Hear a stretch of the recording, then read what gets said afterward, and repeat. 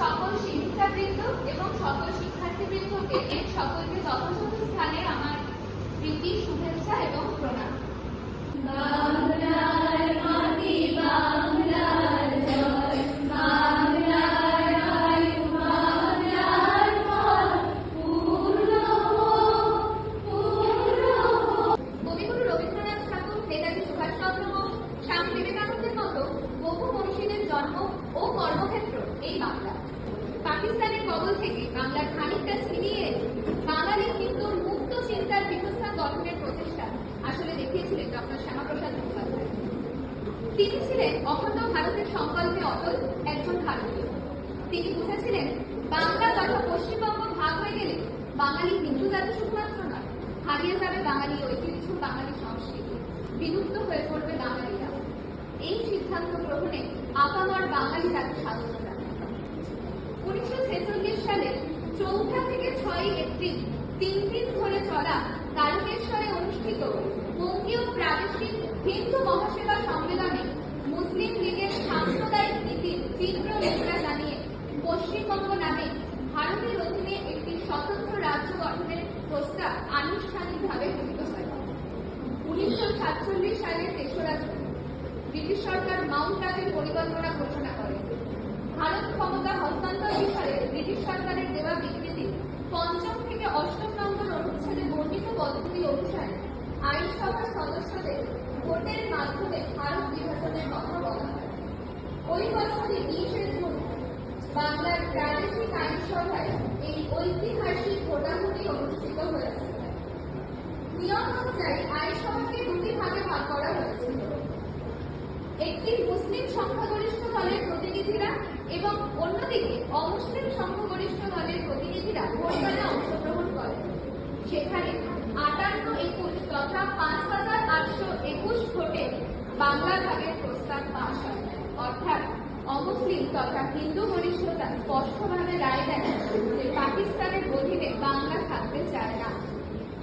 আইনসভায় এই ভোটাভুটির ওপর নির্ভর করে র্যাডক্লিফ লাইনের মাধ্যমে বাংলা বিখণ্ডিত হয়।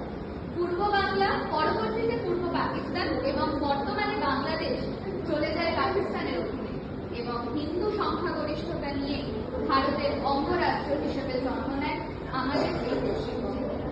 সেই 1947-এর 20 জুন দিনটিকে স্মরণ করতে এবার থেকে রাজ্যে প্রথম আনুষ্ঠানিকভাবে পালন হতে চলেছে পশ্চিমবঙ্গ দিবস। সাহিত্যের তথা বাংলার উজ্জ্বল নক্ষত্র রবীন্দ্রনাথ ঠাকুর। তিনি জন্মগ্রহণ করেছিলেন 1861 খ্রিস্টাব্দে। তিনি তার বিভিন্ন প্রবন্ধ, গদ্য, পদ্য, কাব্য ইত্যাদি দ্বারা আমাদের বাংলা সাহিত্যকে সমৃদ্ধ করে তুলেছিলেন।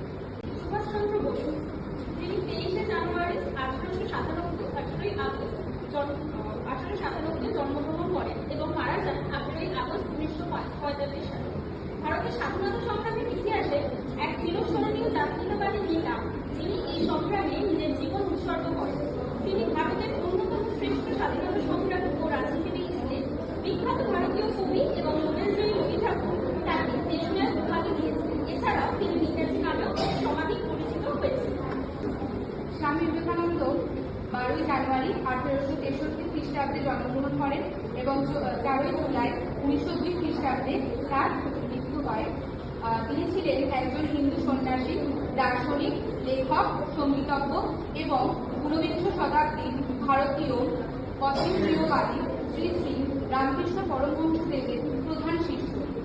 স্বামী বিবেকানন্দ হিন্দু ধর্মকে বিশ্বের অন্যতম প্রধান ধর্ম হিসাবে প্রচার করার কৃতিত্ব নিয়েছিলেন।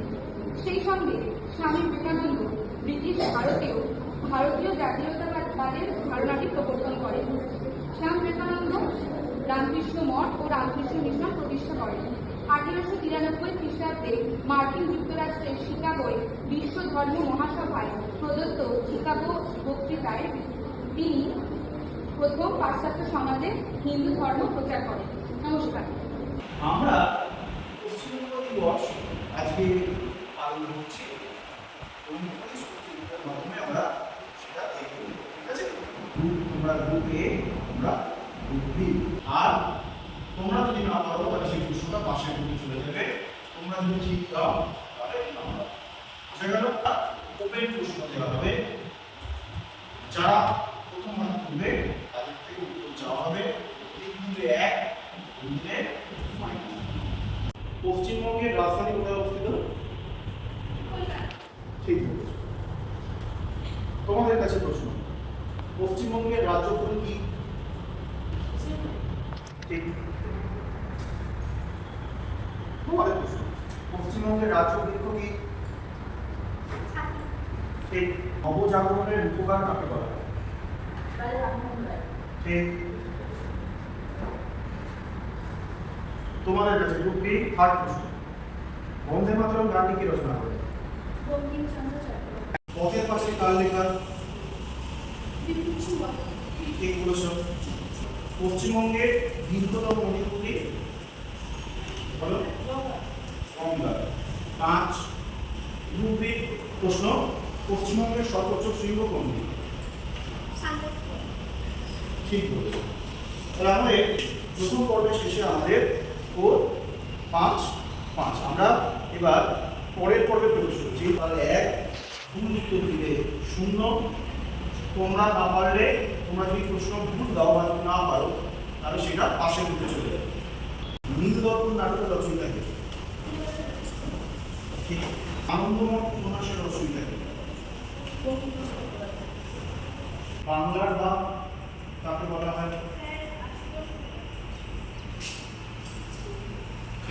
পশ্চিমবঙ্গের বৃহত্তম জেলা কোনটি?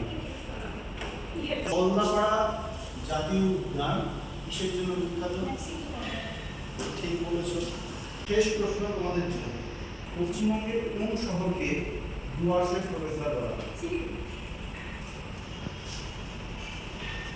তাহলে আমাদের দুটো পর্ব শেষে 4 10 10। এটা আমাদের ফাইনাল পর্ব আসছে।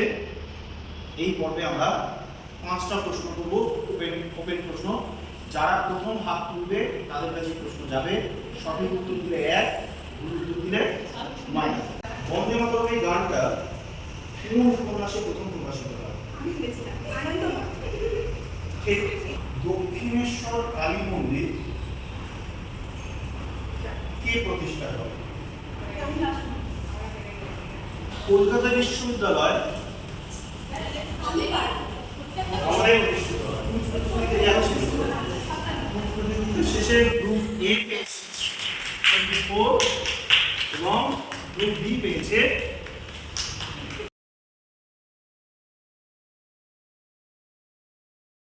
আমরা বাঙালিরা বেজায় খেতে ভালোবাসি, তাই না? তাই সেই বাঙালিদের খাবারের জন্য কিন্তু আমরা সবাই তাদের মনে রাখি।